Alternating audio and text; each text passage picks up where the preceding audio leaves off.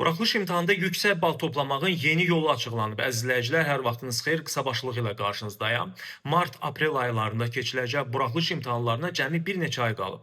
Kim ki imtahanlarda yüksək bal toplamaq istəyir, indi təqdim edəcəyim məlumatı diqqətlə izləsin.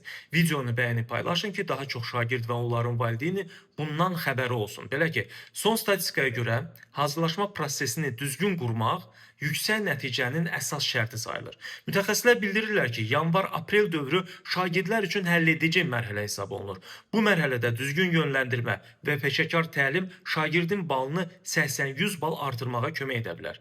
Məhz bu səbəbdən zəfər kursları 9-cu və 11-ci sinif şagirdləri üçün xüsusi 3 aylıq intensiv buraxılış hazırlığı proqramını elan edir. Proqram elə qurulub ki, şagird qısa müddətdə həm əsas mövzuları mənimsəsin, həm real imtahan modeli ilə yüksək bal toplamağı öyrənsin.